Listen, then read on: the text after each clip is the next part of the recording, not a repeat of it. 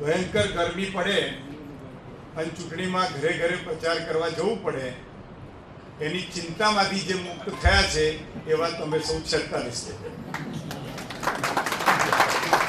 પણ આપણે હવે કાર્યકર્તાથી નેતા બન્યા, કારણ કે આપણે આપણી વિસ્તારની લોકોનું નેતૃત્વ કરતા થયા અને ભારતીય જનતા પાર્ટીની તાકાત, ધારાસભ્યોના પ્રયત્નો અને એમના નામના લીધે સામે કોંગ્રેસના કે અપક્ષના ઉમેદવારોને પણ એવું ઉચિત લાગ્યું કે અહીં જીતાશે નહીં, એટલે એ લોકોએ ફોર્મ એમની જાતે સ્વેચ્છાએ પરત ખેંચ્યું, જેને લઈને આપણે બિનહરીફ થયા હોઈએ ત્યારે આપણી સવિશેષ એવી જવાબદારી થાય કે સ્વેચ્છાએ આપણે આપણી આજુબાજુની એક સીટમાં જ્યાં આપણા જેવો ભાઈ બહેન જેવો કોઈ કાર્યકર્તા ચૂંટણી લડતો હોય એને આપણે સહયોગી બનવું જોઈએ.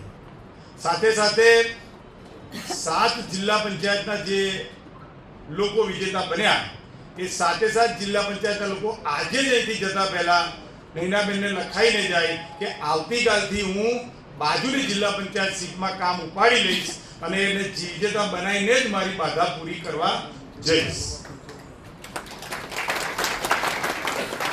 24 કલાક 365 દિવસ છેલ્લા 25 વર્ષથી 30 વર્ષથી ભારતીય જનતા પાર્ટીના કાર્યકર્તા નેતાઓ સતત પ્રજાની સેવા કરી રહ્યા છે અને એ પાર્ટીની આપણને ટિકિટ મળી, એ પાર્ટીમાં આપણે નિર્વિરોધ ચૂંટાયા. તો પાર્ટીને આ 10 દિવસ જ્યારે પાર્ટીને જરૂર છે ત્યારે આપણે કઈ રીતે વધારેમાં વધારે એમાં ઉપયોગી થઈએ એ આપણો પહેલો અભિગમ હોવો જોઈએ. સાથે સાથે જે 7 જિલ્લા પંચાયતના લોકો નિર્વિરોધ ચૂંટાયા એ લોકો એમની તાલુકા પંચાયતમાં પણ પોતે જે ઉમેદવાર ચાલુ હોય એ રીતે એમને જીતાડવા માટે પ્રયત્ન કરે અને જો એમાં કંઈ ઉણપ આવે તો એમની જીતમાં કંઈ ખોટ છે એવું લાગ્યું કહેવાય. માટે જિલ્લા પંચાયતની નીચે આવતી બધી જ તાલુકા પંચાયત જીતાડવા માટે આપણી પોતાની સ્વની જવાબદારી છે. દેશ આખો વિકાસ યજ્ઞમાં જોડાયો છે. નરેન્દ્રભાઈ 2047નો વિકાસનો યજ્ઞ કરે છે. એ યજ્ઞમાં ઉમેદવાર તરીકે જે પ્રજાની વચ્ચે ક્યારેય ગયા ન હોય, ક્યારેય પ્રજાને કશું પૂછ્યું ન હોય એવા લોકો હાડકા નાખવા માટે જુદી જુદી પાર્ટીના મેન્ડેટ લઈ અને માત્ર ભારતીય જનતા પાર્ટીને મહેનત કરવા માટે ચૂંટણીમાં ઉતર્યા છે. મેં આ ચૂંટણીમાં અનેક એવા પ્રતિ પાર્ટીના ઉમેદવારો જોયા કે જે લોકોને એના વોર્ડ, એની જિલ્લા પંચાયત, એની તાલુકા પંચાયત જોડે લેવા દેવાનો સંબંધ ન હોય, પરંતુ ભારતીય જનતા પાર્ટીના ઉમેદવારને મહેનત કરવા માટે એ લોકોએ આ કાર્યક્રમ કર્યો છે. ત્યારે એટલું બહુ સ્પષ્ટ છે કે ભારતીય જનતા પાર્ટી જેમ આજે 46 સીટ જીતી અને વિક્રમ કર્યો છે એ જ રીતે ચૂંટણીના દિવસે પણ આપણે સારામાં સારું પરિણામ લાવીશું.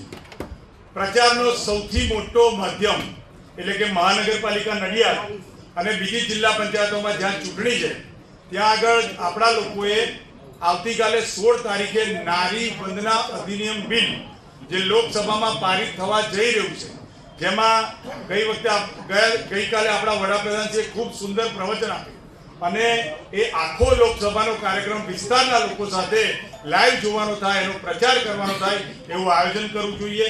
આવનારા દિવસોમાં ચૂંટણીમાં તમારો પણ બીજી સીટોમાં જીતમાં યોગદાન બને અને તમે સૌ આ તમારો પ્રસંગ પતે, સ્થાનિક સ્વરાજની ચૂંટણી પતે પછી 2027ના પ્રસંગ માટે સજ્જ થાવ અને નેક બનીને કામ કરો એ અભ્યર્થના ભારતમાં કરી. My school is one such future-ready school where I understand each and every concept taught in the class and don't rote learn, where teachers don't just use books and blackboard to teach but use new ways of teaching and learning like audiovisual learning, activity-based learning and group activities, which enhances my conceptual understanding. My school also teaches coding, which is an important 21st century skill. Not just that, I get an opportunity to showcase my skill on a national platform. And with all this, I acquire important skills that make me future ready and confident. Would you also like to know where is my future ready school? Visit now and see for yourself.